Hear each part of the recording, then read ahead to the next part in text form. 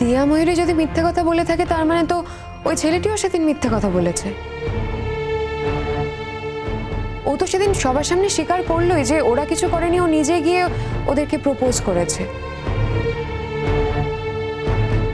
আমার কি মনে হয় ওই ছেলেটা বোধহয় পরে রিয়েলাইজ করেছে যে ও কত বড় অন্যায় করেছে, আর সেই অপরাধবোধ থেকে। দেখো চেষ্টা, তোমাকে তো কাউকে পক্ষপাতিত্ব করতে বলা হয়নি। বলা হয়েছে কি হয়েছে না হয়েছে সেটা আমরা কেউ জানি না। আগে পুলিশ আসবে, ছেলেটিকে এনকোয়ারি করবে, জিজ্ঞাসাবাদ করার পর যদি কিছু জানতে পারে তখন আমরা জানতে পারবো। তার জবানবন্দি নেওয়ার পরে আমরা জানতে পারবো যে অ্যাকচুয়ালি কি হয়েছিল বা কি হয়নি। যাই হোক, যে করে হোক পুলিশকে আটকাতে হবে। তুমি তো মেয়েটি সম্পর্কে অনেক বড় বড় কথা বলো, অথচ দেখো মেয়েটি রাস্তায় দাঁড়িয়ে স্লোগান দিচ্ছে, দল তৈরি করছে। দল এই কলেজটাকে স্যাবোটেজ করবার চেষ্টা করছে। এই কলেজ থেকে এত বড় লেখাপড়া শিখলো আর কলেজের প্রতি কোনো কৃতজ্ঞতা নেই। যেটুকুনি যদি সত্যি আমাদের কলেজে এরকম একটা ঘটনা ঘটে থাকে এবং আমাদেরই কলেজের একজন ছাত্রকে তার জন্য তার জীবন দিতে হচ্ছে, সেটা কি খুব কৃতজ্ঞের? এর মধ্যে কৃতজ্ঞতা কিছু থাকতে পারে? বোধ হয় না। হ্যাঁ, স্টুডেন্টসরা রাস্তায় দাঁড়িয়ে স্লোগান দিচ্ছে, একজোট হয়েছে, যেটুকুনি এটা স্টুডেন্টসের ধর্ম। তাছাড়া যেটুকুনি স্টুডেন্টদের প্রতিভা জানানোর তো একটাই উপায়, একটাই মাত্র। সেখানে আমাদের কিছু বলার নেই। আমরা কিন্তু এখন কর্নার। তুমি নিজেই যদি আগে হার স্বীকার করে বসে থাকো মহারাজ, তাহলে তো কলেজকে অসম্মানের হাত থেকে কেউ আর রক্ষা করতে পারবে না। আমি জানি না আমার এর মধ্যে কথা বলা উচিত কিনা, কিন্তু আমার মনে হয় যে প্রেস, মিডিয়া, থানা, পুলিশকে এসবের থেকে দূরে রাখা বেটার। মানে তার জন্য যা করার করতে হবে। একদম ঠিক কথা বলেছো শ্রেষ্ঠা। দেখো, এই কলেজকে তুমি ভালোবাসো, আর সেই কলেজকে নিয়ে যদি কোনো ওসব কথা বাদ দাও, তুমি তো সত্যি এই কলেজকে ভালোবাসো, প্রাণ দিয়ে ভালোবাসো। তাই বলছি, এই কলেজকে নিয়ে যদি কাগজে কোনো লেখালেখি হয়, কোনো থানা পুলিশ হয়, তাহলে এই কলেজের রেপুটেশনটা কোথায় যাবে ভাবতে পারছো? ভাবতে পারছো এই কলেজের রেপুটেশনটা কোথায় যাবে? এই মেয়েটি সেই ব্যবস্থাই করছে। আমরা কি ট্রিটমেন্টের ব্যবস্থা করিনি? জানার সঙ্গে সঙ্গে তাকে বেস্ট হসপিটালে আমরা ভর্তি করিনি? যাবতীয় খরচা আমরা বহন করছি না? তাহলে কিসের জবাব চাই? কিসের জবাব দাও? কি জবাব দেবো আমরা? ঠিক আছে, আমাদের কলেজের ইন্টারনাল কমপ্লেইন ডিপার্টমেন্ট আছে, তারা যে শাস্তি দেবে সেই শাস্তি তাকে নিতে হবে, পেতে হবে তাকে, যে অন্যায় করেছে। যেটুকুনি সবটাই 2 দিয়ে 4 হয় না। আর তুমি যেরকমভাবে চাইবে সেরকমভাবেই সবটা হয়ে যাবে তা কিন্তু নয়।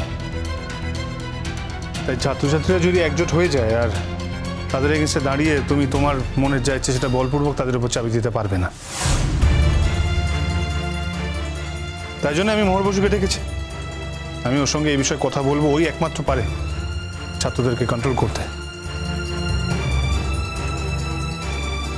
ওকে বলবো যে যাতে এই ব্যাপারটা নিয়ে থানা পুলিশ না হয়, মিডিয়া না হয়, আমি চেষ্টা করব। যেটুকুনি আমি কলেজকে ভালোবাসি, আর আমি চেষ্টা করব সেই গ্রাউন্ডে। যেটুকুনি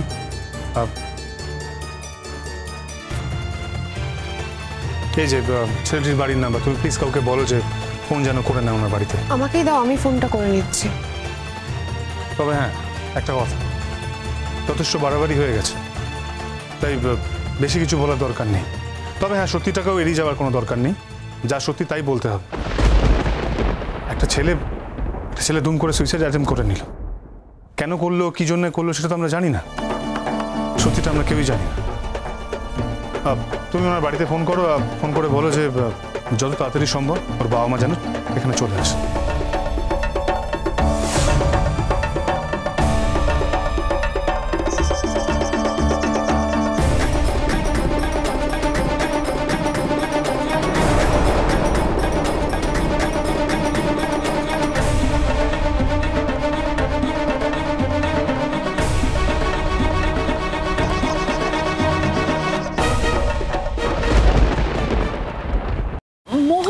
শাশ্বতী।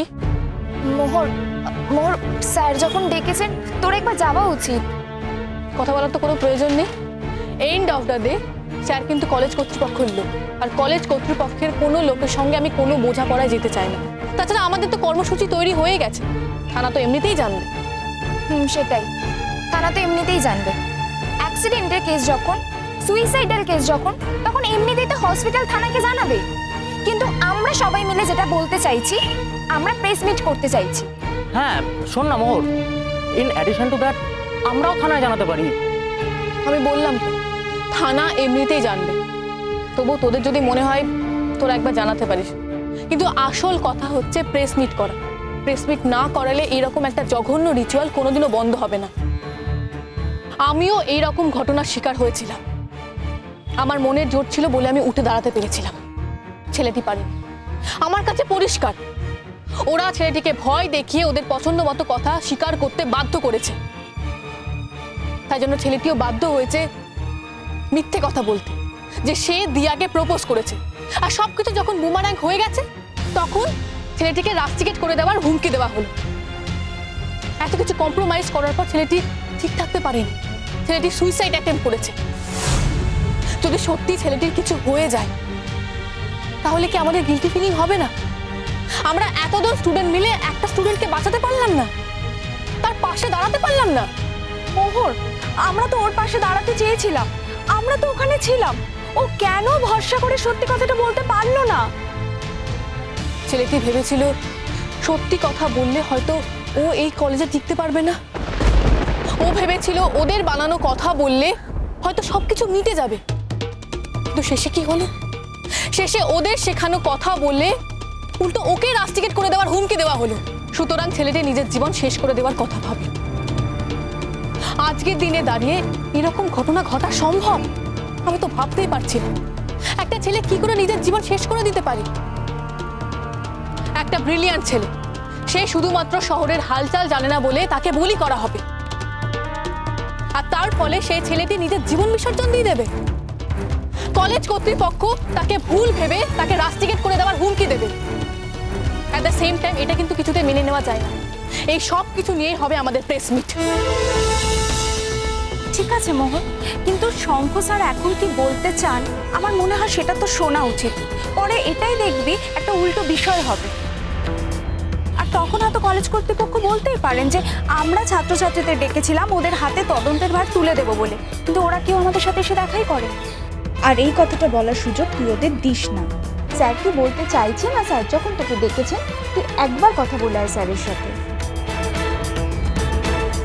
শোন, যদি সত্যি কথা বলতে হয় তাহলে আমি তোদের সবার কথা উপস্থাপন করব। ঘটনাচক্রে আমি ডক্টর শঙ্খ রায়চৌধুরীর মায়ের ছাত্রী, তাদের অনুরোধে আমি তাদের বাড়িতে থাকি।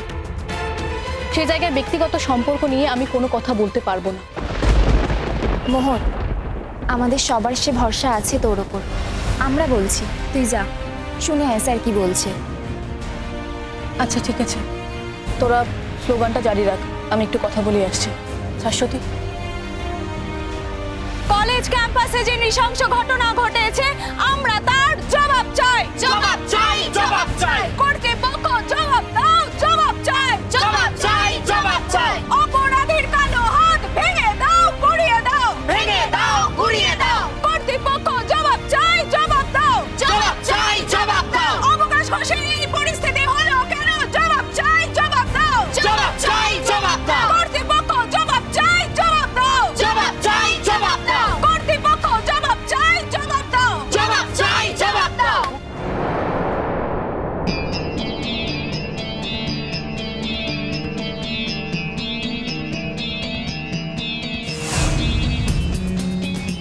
বলুন স্যার। মোর, আমরা অবকাশকে সুস্থ করে তোলার চেষ্টা করছি, বাঁচানোর চেষ্টা করছি। হ্যাঁ স্যার, সেই নিয়ে আমাদের কোনো সংশয় নেই। তবে ছেলেটি যদি এখন মারা যায় তাহলে আপনাদের এখন অনেক বিপদ। তাই বাই এনি চান্স আপনাদের ছেলেটিকে বাঁচাতেই হবে। মোর শুধু শুধু সেই জন্য আমরা অবকাশের সাথে টেক কেয়ার করছি না, ওকে ওকে ঠিক করার চেষ্টা করছি না। আমরা আমরা এত ইনহিউম্যান নই। স্যার স্যার আমি সেটা বলতে চাইনি, তবে এটাও একটা কারণ হতে পারে। মোহর, আমি লোকেদের মুখে শুনতে পাচ্ছি তোমরা নাকি আলাদা করে পুলিশকে জানাবে, কমপ্লেন করবে, প্রেস মিট করবে। Don't know this. দেখো, পুলিশ তার ফর্মালিটি এমনি করবে, আলাদা করে বলার কিছু নেই তো। মোহর, তোমরা প্রেস মিট করো না। আপনি কি আমাদের অর্ডার করছেন স্যার? ধরে নাও তাই। সেটা সম্ভব নয় স্যার।